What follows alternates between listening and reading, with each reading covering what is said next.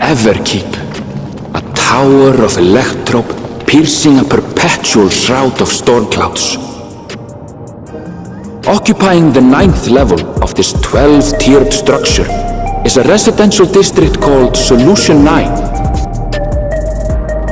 In so naming their home, what hopes did its founders harbor for it? And did it prove the answer they sought?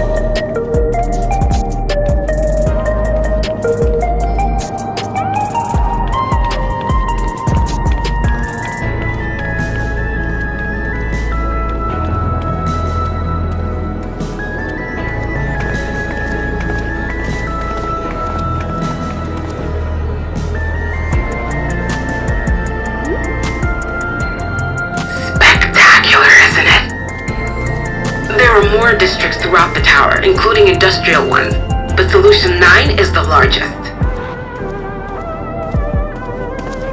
Just being here makes my head spin. Perfectly natural reaction. A city of shimmering electrope, replete with strange technologies that cater to every conceivable need. We never dreamed the light back home in Tuliolo.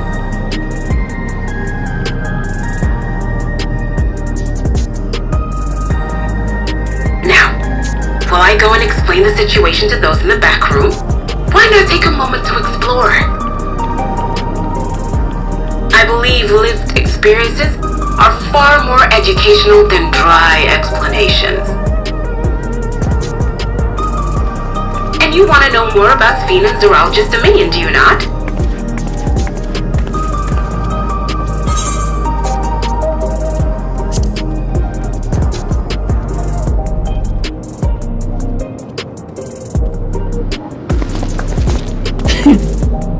I had a feeling you'd be keen. Just to confirm, while we have been allowed inside, are we also permitted to roam? Absolutely! As Sphene's registered guest, you'll find you're exempt from the sentry scrutiny. The elevator to the uppermost level. I wouldn't go near that. But other areas should be fine provided you act like you belong. Alright then, we'll show ourselves around. Yes! Familiarizing ourselves with the technology here will help us prepare for the battles to come. Try not to enjoy yourselves too much, or you're liable to attract attention.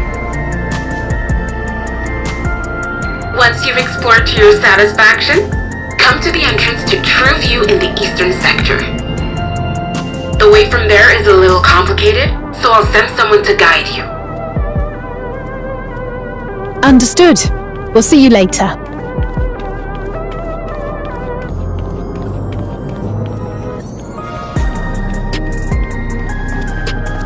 I shall speak with the residents. Perhaps one of them will recognize the earring.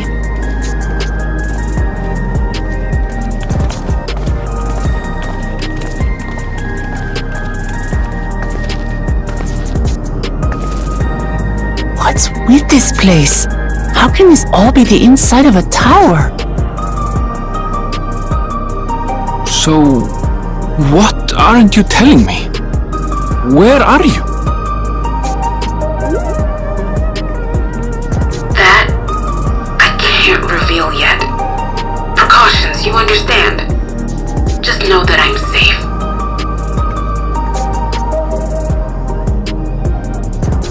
But come, tell me about your adventurer friend. You seem to have a great deal of faith in him.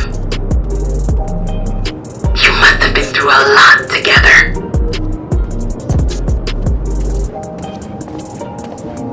You might say that. For instance, we found the entrance to the Golden City.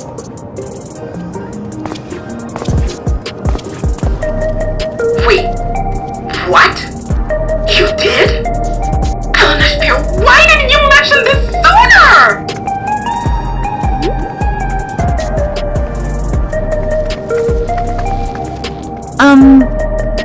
you want to explore together?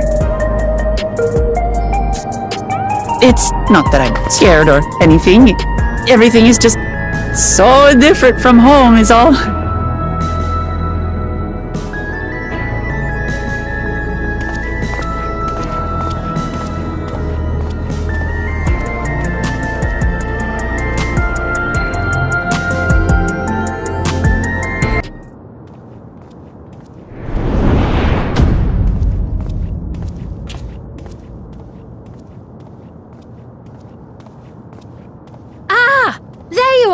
La Mati!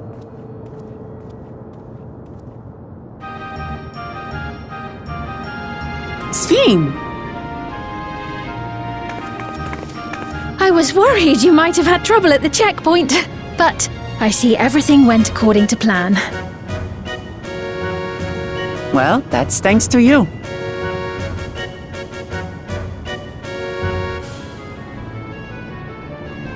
Now, I know you've scarcely arrived, but I have a request to make of you. Oh, a request, you say? Yes, an important one.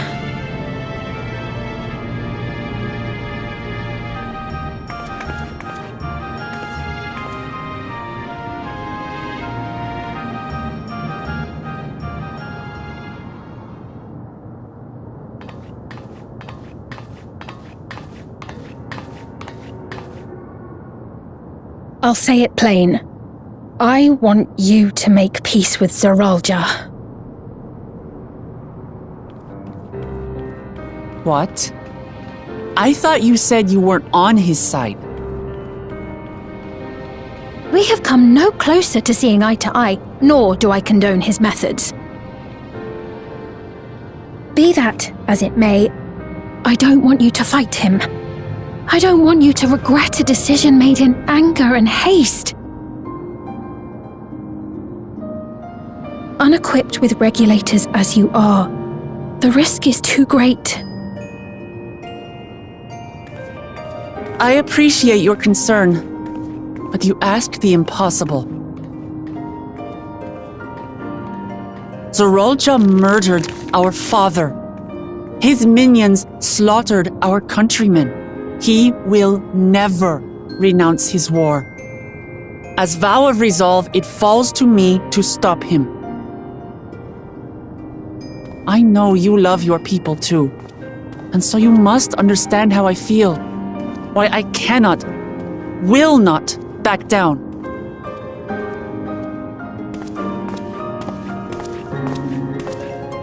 I do understand.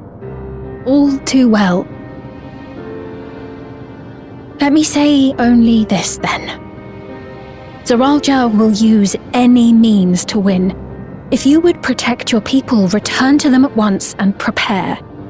Prepare as best you can. It may ring hollow coming from the queen of an enemy nation.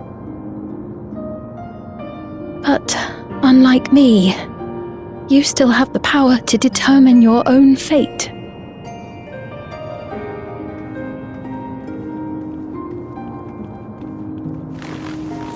You really are a curious one.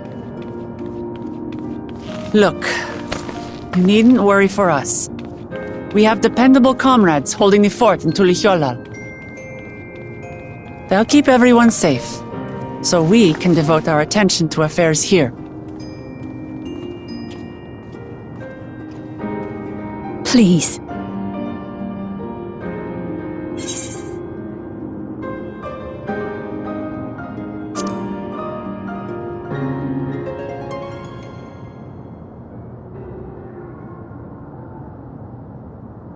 So you have comrades on whom you can rely. I envy you. You know, we'd like to learn more about you. About me?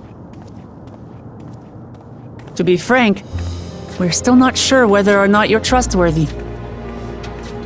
So, if you have a moment, would you show us around the district? That way, we can get to know you better. You're asking me, the Queen, to show you around?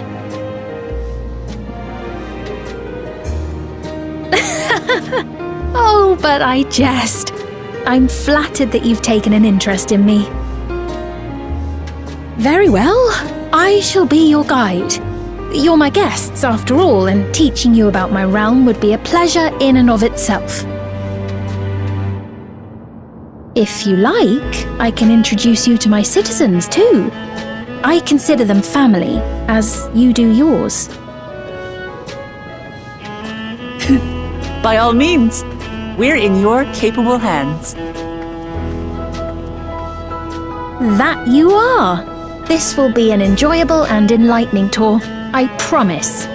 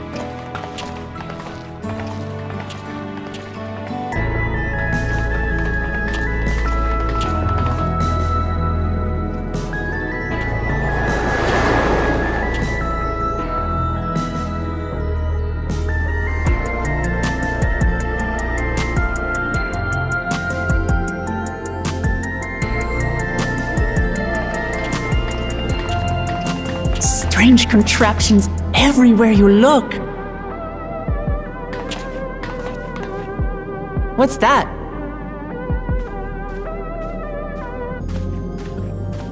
An infusion station. It dispenses souls in exchange for credits. Through hard work, citizens can obtain the peace of mind provided by spare souls. It's the way of life for Alexandrians and has been for quite some time. But I imagine it must be difficult for outsiders to comprehend. That's putting it lightly.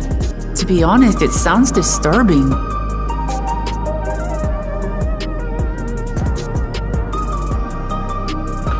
Still, I won't dismiss it out of hand. Practices like these don't arise from nothing. There's a reason why your culture is the way it is, and I'd like to understand. Won't you tell us some of your realm's history?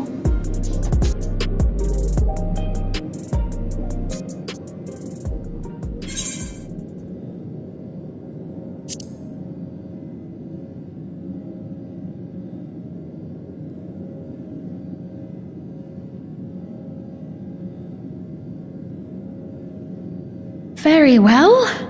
Be warned, though, that it may take a while.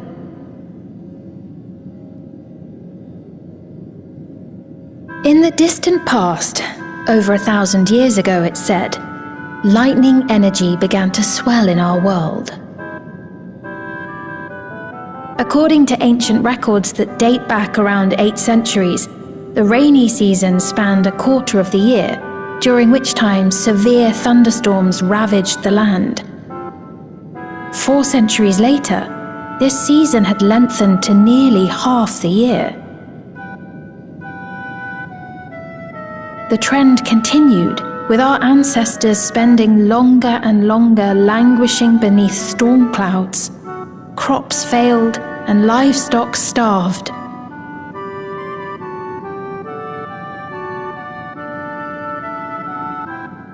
But amidst this growing desperation, a miraculous material was discovered that promised salvation: electrope.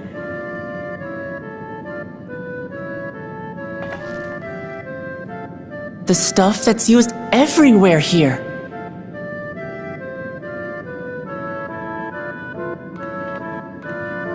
Indeed.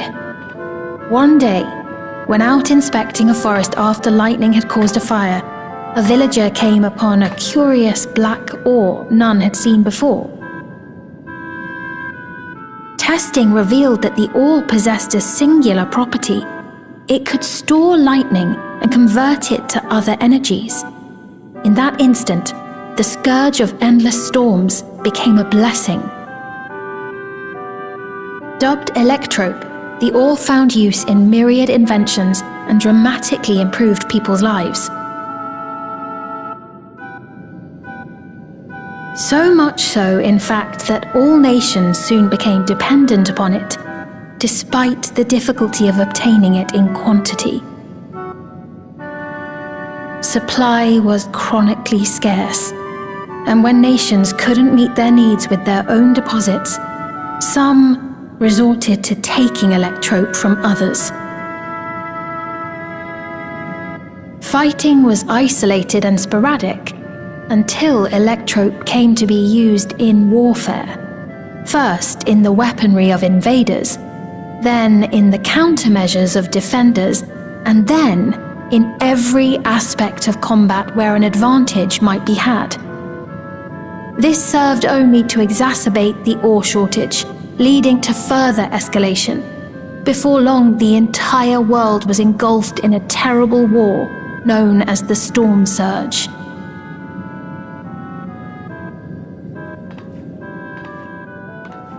As the war came to a head, Alexandria's neighbor Lindblum committed its stores of electrope to the production of a weapon of mass destruction. They deployed it on the front lines and triggered a calamity of frightful magnitude. Not even their own scientists had anticipated the force of the lightning that was unleashed. The energy inundated the entire continent, laying it to waste.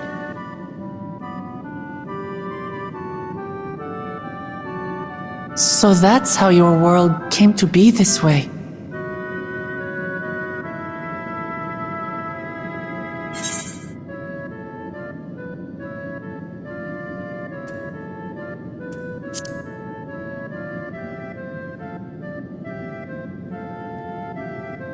You truly know a great many things that I don't. I should like to learn about you too sometime.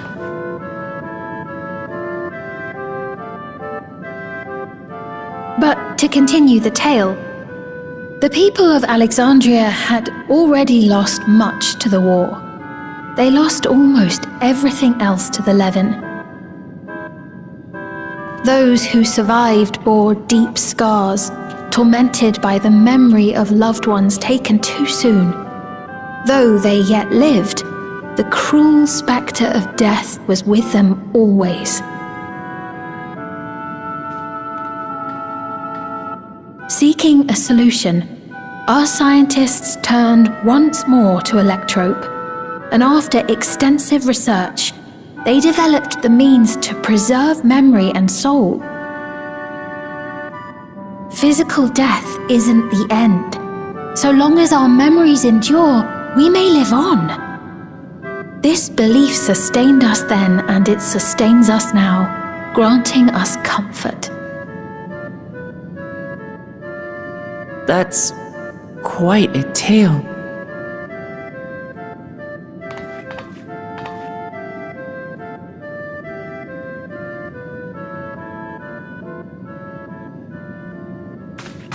Your Majesty!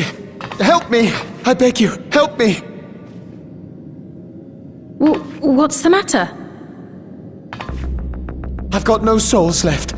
Not a single one! But the lot at Soul Supply refused to give me any! Please, you must do something! My apologies, Your Majesty. This man, he does no work. Instead, he drinks his days away on TrueView. He has only himself to blame if he has no credits for souls. That's not true! I'm a fighter at the Arcadian. Or rather, I was. I haven't been allowed to fight because of the King's decree. It isn't my choice. I see. You're a brave warrior of the arena. I want to help you, I sincerely do. But I cannot give you preferential treatment. Then open up the Arcadian again, so I can fight! I'm sorry, but that's not my decision to make. The king requires feral souls for war. He doesn't wish for them to be expended on amusements. You're useless! A queen in naught but name!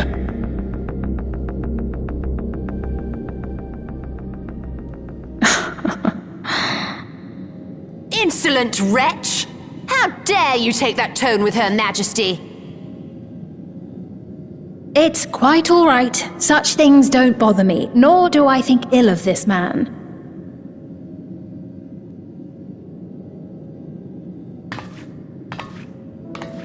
Hear me.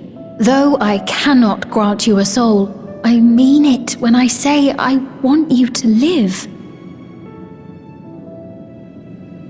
I love all of you equally, dearly. You are as family to me, and it pains me to see you deny yourself hope. I want you to find a happiness all your own, even if you must grow it from the smallest seed of joy. Out there, somewhere, is a reason for you to smile again. We all need to vent our frustrations from time to time. I will always be willing to lend an ear. Yes, Mum. Of course. Even without a spare soul, I suppose I'm fine as long as I stay in Solution 9.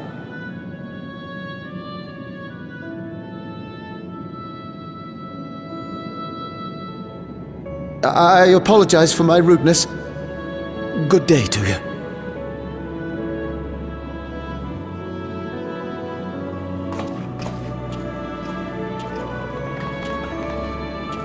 Keep your chin up, my friend. And when you feel better, I'm sure you'll find another way to apply your talents.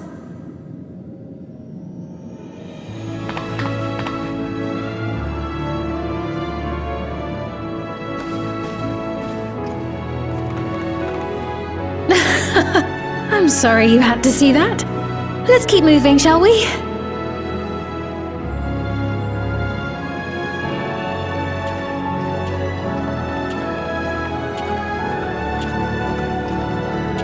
Right, I believe we've visited all the main facilities. With that, I declare our tour concluded. That man from before, does that sort of thing happen often? Somewhat. It's unavoidable. Hardships are a fact of life. Our soul management system has sustained our realm for generations, but it isn't without flaws. For one, people have become accustomed to having spare souls. Without them, they feel vulnerable and anxious. Some claim it may also have contributed to a decline in births.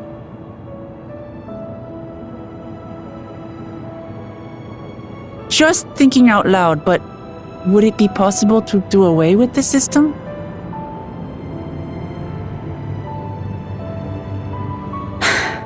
No.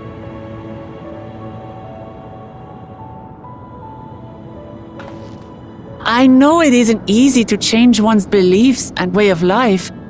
The Mamulja had their reasons for their reliance on blessed siblings, much as you have yours for souls.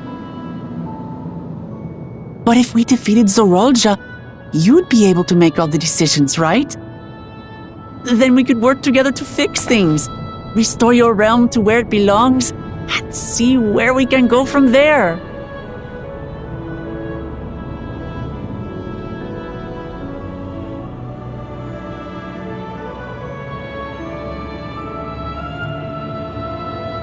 Listen to me. There's something that I need to tell you.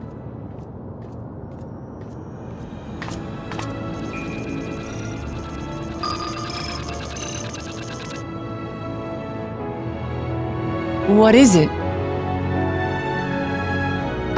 Actually, never mind.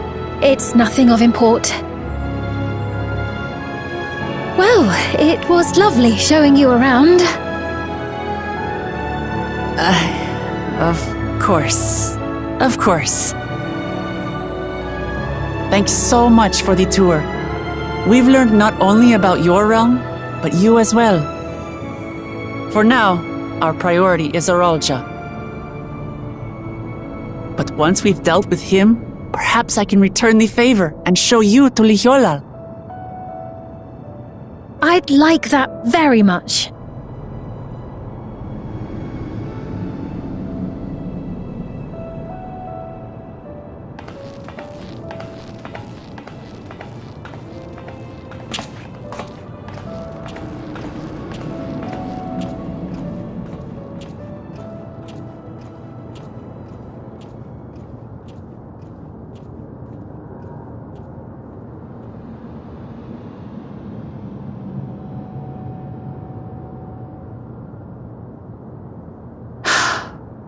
It seems I've no choice but to continue down this path.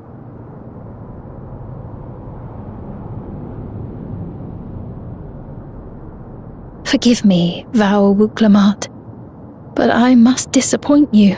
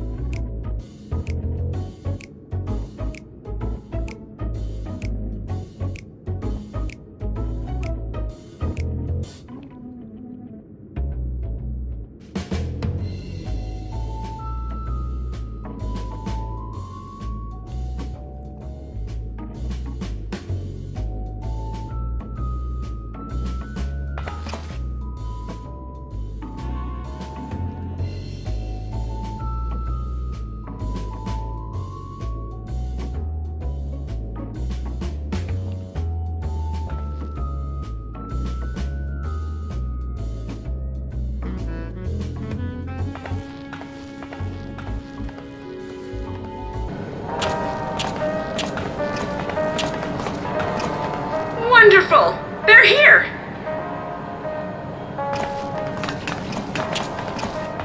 We've only just arrived ourselves. Amazing!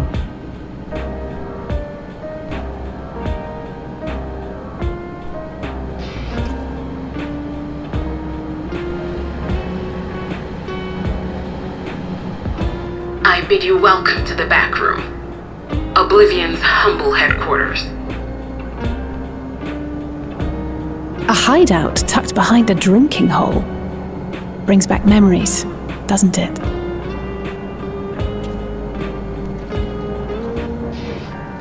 Our members here are mainly creators and adapters. That is, scientists and engineers who specialize in electro. They use their skills to provide support to our field operatives. Geralt, Shale, be so kind as to give our friends an overview of your duties.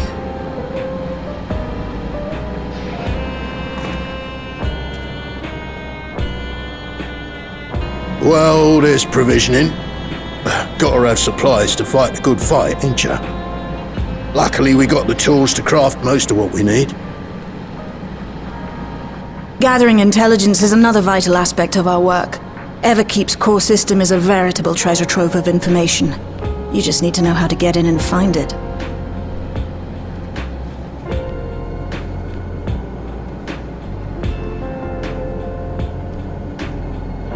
We also handle surveillance and communications, watching the enemy's movements and coordinating our own, that sort of thing.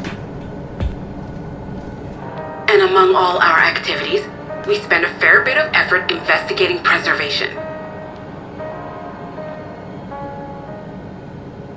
The organization credited with laying the foundations of electrope technology. From the soul management system to Everkeep's design, they're behind just about everything you see here. It'd be no exaggeration to say they made this realm what it is. But their magnum opus was without a doubt the power which was used to join Alexandria to Tural. Interdimensional fusion. Said power isn't unlike my summoning technique and the magic within Azam's crystal. Yet, though the effect is localized, to be able to fuse realities. Even with my knowledge, I struggle to conceive how it could be possible. Incidentally, the founders of our group, a husband and wife, were members of Preservation at one point. That they opposed the fusing of worlds, and so defected in order to prevent it. While not entirely unexpected, given what we have seen, this is still quite the revelation. By the by, that's an interesting earring you have there. A novel way of carrying a data storage device. Oh, you didn't know? Well, as a precautionary measure against machine infiltration, we scan everyone as they enter. And when we scanned you, we detected a small quantity of electrope. Though it's been dressed up, that earring is a storage device and no mistake. Bought it from a shop here, did you? No, it isn't bought, but inherited.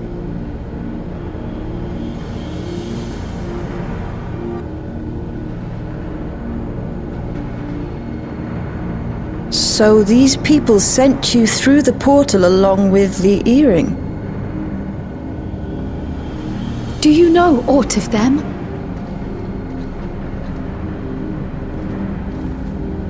Listen, Cryo. The husband and wife who founded our order. It's believed that they were Malala. Though we have no evidence at present, we can't rule out the possibility that they were your parents, or perhaps close relations. This I posit because they were the very individuals who spearheaded the research into interdimensional fusion. As traitors to preservation, they were relentlessly pursued. If they had a child they feared they couldn't keep safe, entrusting her to the people of another world might have been their best option. My parents, the founders of Oblivion. Tell me everything you know about them, no matter how small or seemingly insignificant. Anything and everything. We don't even know their names, I'm afraid. In a bid to elude preservation's agents, we suspect they erased all trace of themselves.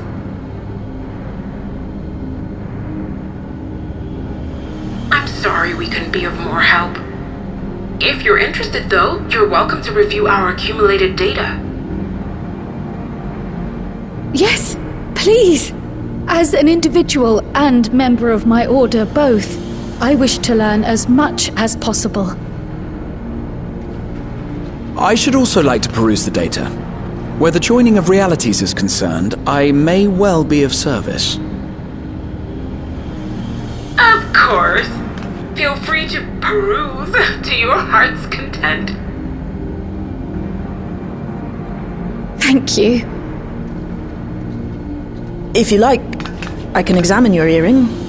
I have to say, the prospect that it belonged to our founders has me itching to take a look.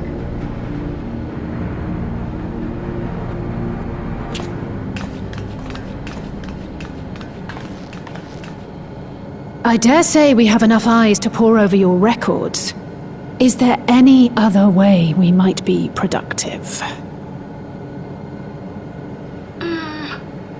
Not right now.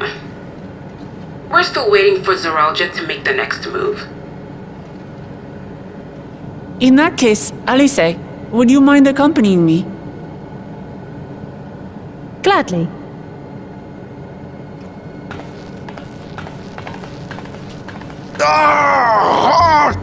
I've buggered it up again! Never a moment's peace. Pay him no mind. I don't.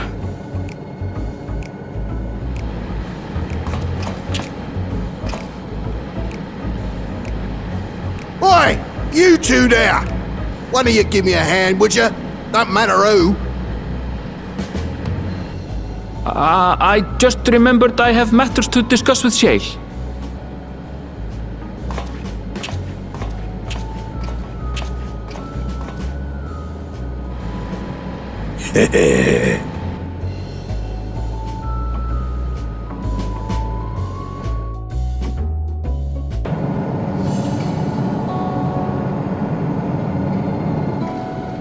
I've been meaning to ask about that Mamulja child. Could he be... Yes. In all likelihood, he's Zoraljah's son. So you think so too? But what is he doing here? He was abandoned, the poor dear. We found him in the drift downs a few years ago. To think he'd cast aside his child. We can't say for certain who he was born to, or why he was on his own. But he's a blue-scaled Hubigo, and Zoraljah is the only other one around. That being the case, everyone assumes they're father and son. Even the boy has put two and two together. This all happened when he was very little, so he has no recollection of his parents. It breaks my heart to think of it. What's his name? Guja. It was my hope that he'd grow up to be a man of principle, like his grandfather. It's a fine name. I should mention that the boy is a little unusual. At first, I intended to raise him as my own, but just when I thought he was warming to me, he suddenly disappeared. We searched high and low for several days.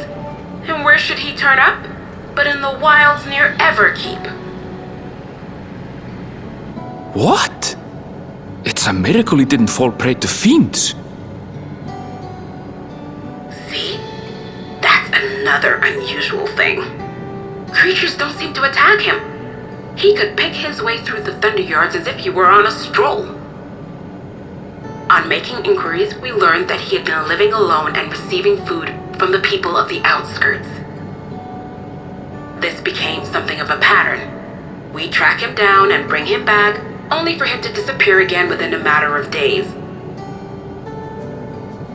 He would return to the wilds without fail, and once again rely on the kindness of strangers to survive. Finally, I took the hint and left him be, giving him the solitude he prefers, and lending a hand only when he explicitly asks. If Gululja is Zorolja's child, that makes him my nephew. Assuming he's willing, I'd be glad to take him in like Papa did for me. But seeing as I'm here to kill his father, I don't know if it would be right.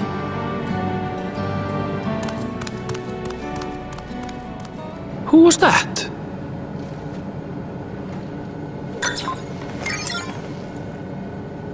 Oh dear. It's Gululja.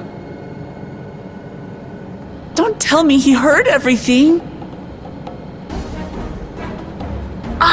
This is my fault. I asked that he be kept away, but I should have taken more precautions.